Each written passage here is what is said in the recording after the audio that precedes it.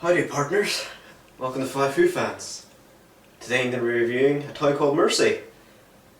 Oh god.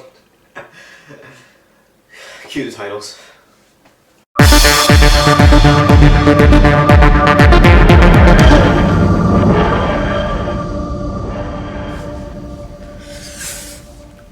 Right. Quick drink and let's crack on with this review, shall we? Okay, so let's begin this review on Doctor Who Series 7, Episode 3, A Town Called Mercy. Now, first of all, I actually think A Town Called Mercy is the best episode of Series 7 to date. Oh god, there starts the rain! And I know a lot of people weren't actually, looking forward to this episode. Hands up, I was one of them. I really didn't like the look of A Town Called Mercy from the Next Time trailer, but surprisingly, this episode surprised me more than dinosaurs in a spaceship surprised me. Now, one of the things when I first heard about A Town Called Mercy that made me a bit touchy about it was the fact that this episode was going to be set in America. Now, I've got nothing against America or, Doctor Who going, traveling to America, just as long as you don't take over the show.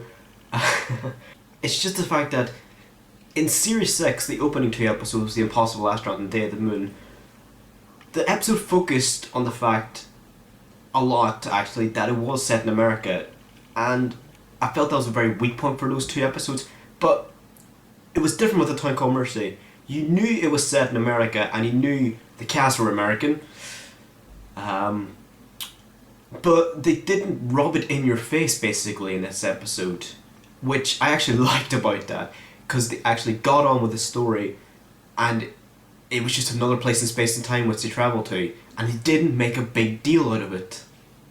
And that's the way it should be. It doesn't matter where they go. It doesn't matter if they go to China. It doesn't matter if they set another story in Cardiff, or if it's in America, or if they set something on another planet.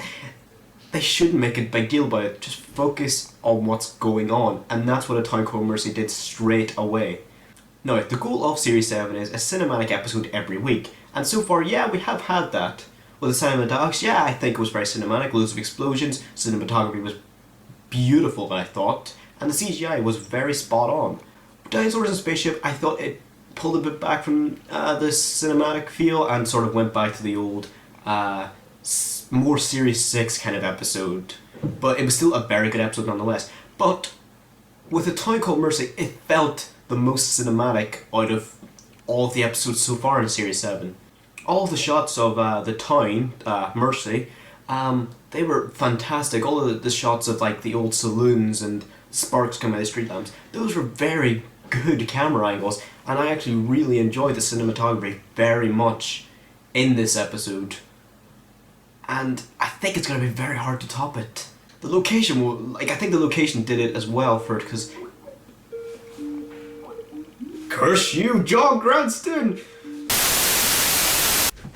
Curse you, John Cranston and Billy Tracy. Anyway, as I was saying, the location for A Town Called Mercy was absolutely beautiful. It actually felt like you were in America, hence, because they shot it there. But, I know, it just didn't look fake. Like, some of the stuff, again, in The Impossible Astronaut and Day of the Moon looked fake American. It looked like they shot it in Cardiff, which some of the stuff they actually did. But, I don't know. Just, this episode just ticked all the right boxes for me, basically. Now, moving on. This series has had a brilliant secondary cast so far this year. We've had Oswin in Silent Daleks, we've had Brian Williams, Brian Pond, whatever you want to call him, in Dinosaurs in a Spaceship, and they've done it again. My favourite character so far of the series, well, secondary character of the series, Isaac. I absolutely love the character of Isaac. First of all, he stands up for the Doctor when he's being thrown out of town, and I have immediate respect for that, mainly because in real life I have big respect for anyone who stands up to anyone who's being wronged. Number 3, him and the Doctor get on very, very well. They click like that. Them two characters were, I can almost see Isaac being maybe a companion almost, and I would like Isaac to be a companion, but it's a pity he had to die. But him and the Doctor, they got on very well. You could see that from the moment Isaac was introduced into the episode. And finally, this is the worst bit for me, but Isaac had a good death. I don't know what you're thinking. There's nothing good about death. Well, he had a very good death. His death was very, very human and very emotional, and I actually felt very upset when that character died, because I actually didn't want him to die. But it was that heart-to-heart bit that he had with the Doctor while he was dying and passing the role of Marshall onto him. And you just, I don't know, it felt very emotional to me, and that sounds a bit sappy, but I don't know, I didn't want him to die. He left an impression, basically. That's what I'm looking for. Basically, the moment he came onto the scene, Isaac left an impression, and I hope that character, even though he is dead now, I hope he isn't forgotten in the future, because he was fantastic in my opinion.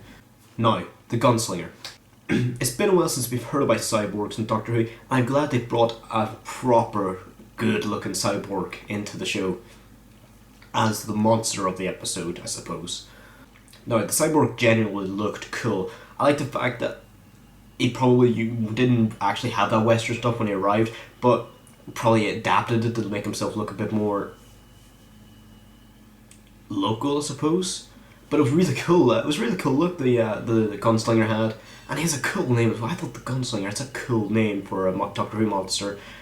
You almost feel kind of bad for the Gunslinger towards the end. I mean, at the start you're just kind of like, oh, he's a ruthless killing machine / man who has no conscience and he's not a very nice person. But towards the end of the episode you really do feel bad for him, and you're kind of like, it's not his fault. You know, Jex turned him into this horrible being, and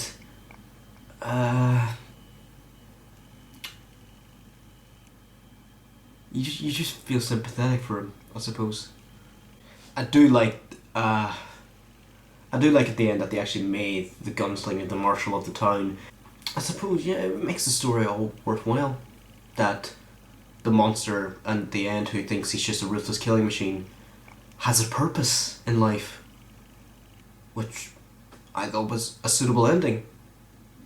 Okay, one little nitpick with this episode I really have is I didn't see the point of having Amy and Rory in this episode. Don't hurt me, community of Doctor Who fans. I don't know, they didn't really, for me anyway, didn't really serve a purpose in this episode.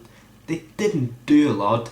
The only really time I saw any point for Amy or for Rory was when the Doctor was throwing Jex out of Mercy and Amy talked him out of it. That's the only real time I saw any use for Amy. Or didn't really see any use for Rory. Rory and Amy were just there kind of as, well, just were kind of there for the ride, I suppose. Maybe they should have done Angels Take Manhattan now, and then done A Town Called Mercy for the finale. I'm sure a lot of people would love to see Amy and Rory leave right now. Well, Amy, please keep Rory. Please. But yeah, I know there's loads more to talk about in A Town Called Mercy, but I don't really know what else to talk about. Hopefully one of the team will jump in with a response and give their opinions on some of the stuff maybe that I have not deliberately missed out, but just don't know how to review. But you've got Richard next week. He's reviewing The Power 3. He's got Rory in his underwear. I know he'll like that. Love you, Richard. Anyway guys, hope you enjoyed this review, and I will see you all pretty soon. Enjoy the rest of the reviews. Bye!